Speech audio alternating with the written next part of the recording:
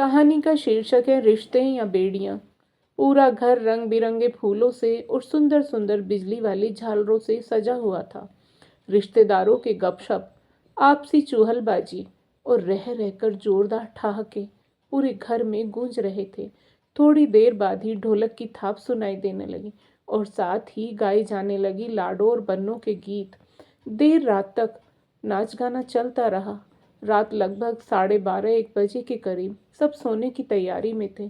सबके सोने का इंतजाम करके राधिका जी ने अपनी बेटी अवनी से कहा, अवनी बेटा, चल हम दोनों छत पर चलते हैं।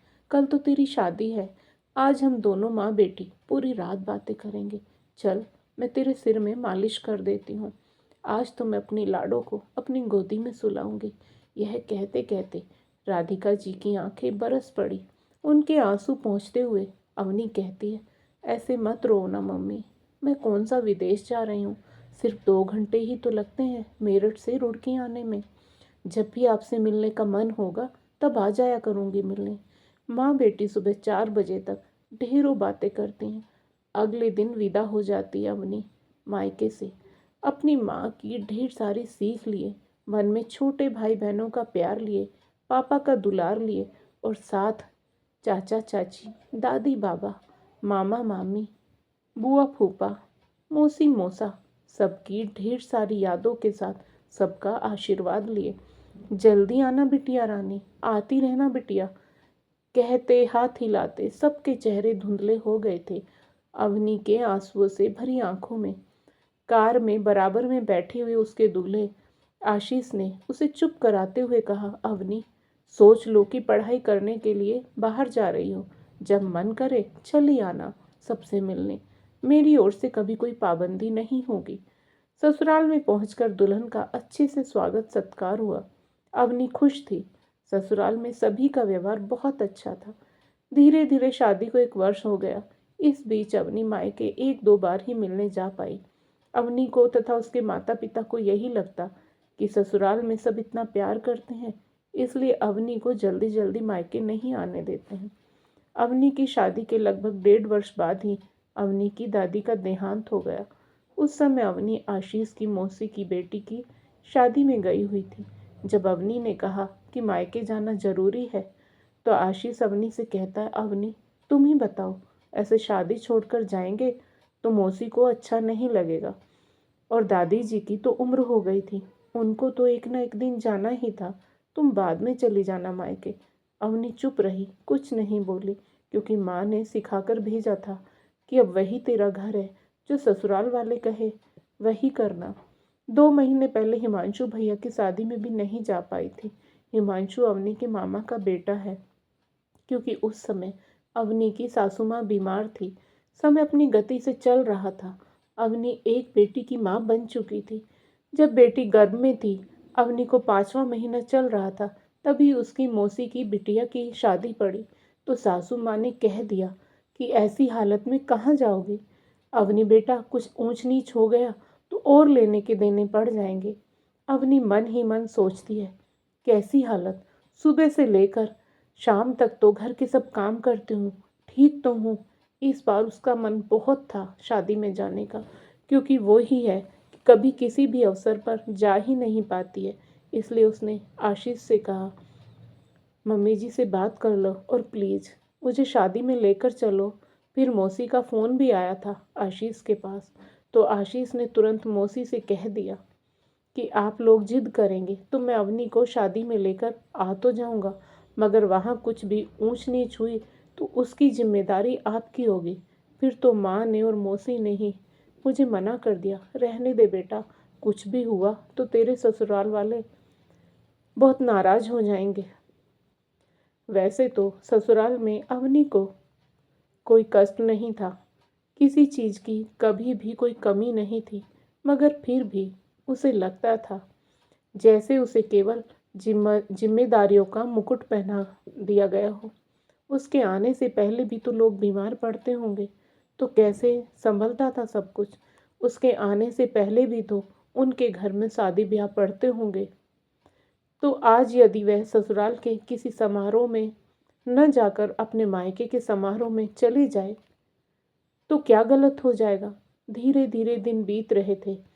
कभी 4 दिन तो कभी 8 दिन के लिए वो अपने मायके जाती थी और बुझे मन से लौट आती थी। अवनी की ननद की शादी होने वाली थी। उन दोनों का रिश्ता आपस में बहन और दोस्त जैसा ही था। अपनी ननंद प्रिया की वजह से ही अवनी को ससुराल में कभी अकेलापन नहीं लगा। प्रिया की शादी होने से अवनी जितनी खुश थी उतनी ही उदास भी थी।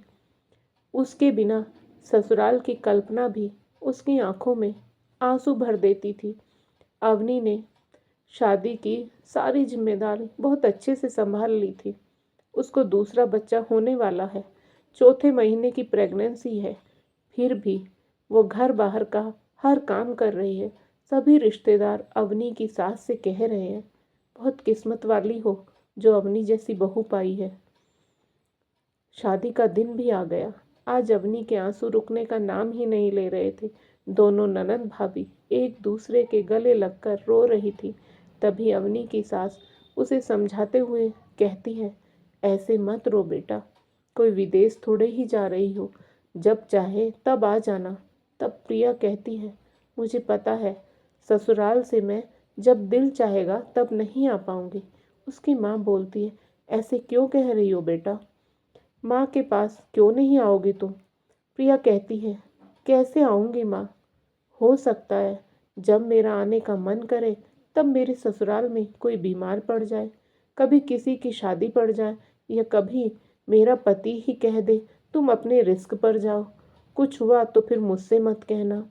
सब एकदम अवाक रह जाते हैं। वो लोग अवनी की ओर देखने लगते हैं।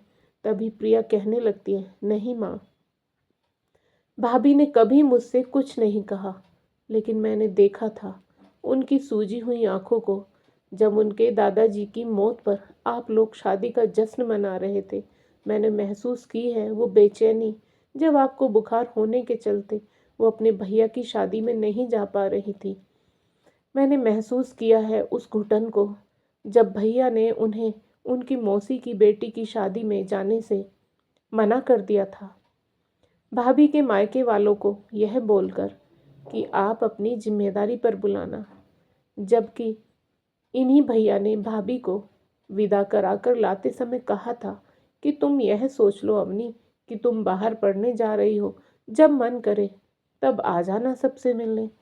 आपको नहीं पता भैया, आपने भाभी का विश्वास तोड़ा है। कल को मेरे ससुराल वाले भी मुझे छोटे भैया की शादी में न आने दें तो सोचा है कभी आपने, आपको कैसा लगेगा? आप सब कहते हैं मैं आप सबकी लाडली हूँ, सबकी जान हूँ। कभी सोचा है आप सब ने कल को पापा को कुछ हो जाए और आपकी लाडली के ससुराल वाले उसे न आने दें तो आप सबको कैसा लगेगा? कभी भाभी की जगह खुद को रख कर देखिएगा। एक लड़की अपने जीवन के 24-25 वर्ष जिस घर में गुजारती है, जिन रिश्तों के प्यार की खुशबू से उसका जीवन भरा होता है, उसको उसी घर में जाने, उन रिश्तों से मिलने तक से रोक दिया जाता है। आखिर क्यों? मुझे क्षमा कर दीजिए भाभी, मैं आपके लिए कुछ भी नहीं कर पाई। जिन रिश्तों में बांधकर हम आपको अपने घर लाए थे, वही रिश्तों के बंधन आपके जीवन की बेड़ियां बन गए। यह कहते कहते प्रिया अवनी के गले लगकर फूट फूट कर रोने लगी। आज सबकी आंखें नम थी। सबने सिर अपनी गलतियों के कारण सबके सिर अपनी गलतियों के कारण झुके हुए थे। दोस्तों, ये किसी एक घर की कहानी नहीं है। हमारे समाज में शादी होते ही बेटियों की प्राथमिकताएं बदल जाती हैं। अपना परिवार, अपना घर ही पराया हो जाता है। वहाँ जाने के लिए उसे दूसरों की आज्ञा लेनी पड़ती है। तो दोस्तों, आपको आज की कहानी कैसी लगी? कृपया कमेंट करके अवश्य बताएं। और यदि आपको कहानी पसंद आई हो तो कहानी को लाइक करें, शेयर करें और साथ ही जिंदगी सरिता हिंदी स्टोरी चैनल को सब्सक्राइब करें। फिर मिलेंगे दोस्तों एक और नई कहानी को लेकर। तब तक आप अपने परिवार के साथ हंसते रहिए, मुस्कुराते रहिए, खुश रहिए। राधे राधे प्यारे दोस्तों।